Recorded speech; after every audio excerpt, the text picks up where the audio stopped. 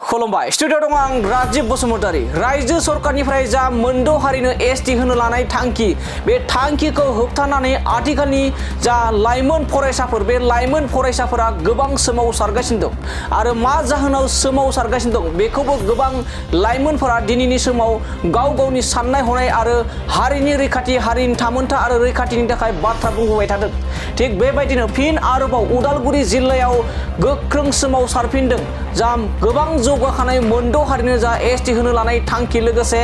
BTC काउन्सिलनिफ्राय जा BTC काउन्सिलनि गाहाय मावफुं सोद्रोमा हाग्रामा महिलारि बिथाङा जा एनअसि हरनाय बे एनअसिखौ थाबैनो उइथड्र खालामनांगौ लोगोसे आरो जाबायदि आथिखालनि काउन्सिलनि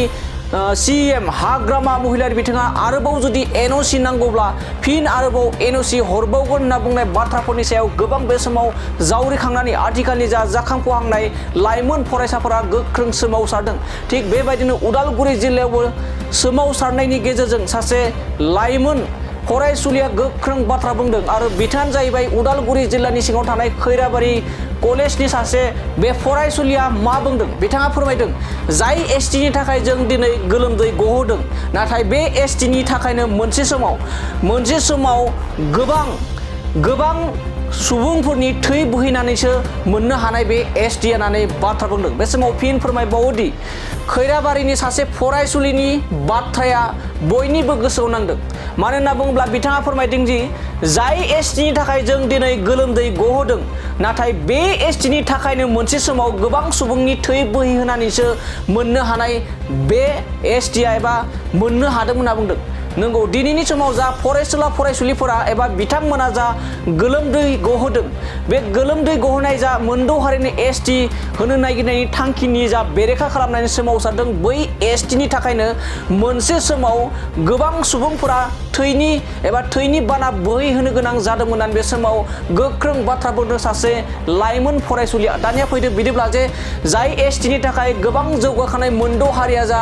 एसटि डिमान्ड खालामनानै गोबां सोमावसारदों आरो रायजो सरकारा बे समाव बिथांमोननो एसटि होनायनि थांखि लादों बे एसटिनि थाखाय गोबां रायजो राजाफोरा एबा गोबां सुबुंफोरा थैनि बाना बोहैहोनांदोंमोन होननानै माबोरै बाथ्रा बुंदों जों बिथांनिफ्राय आबुङै खोनासंदों लादोनि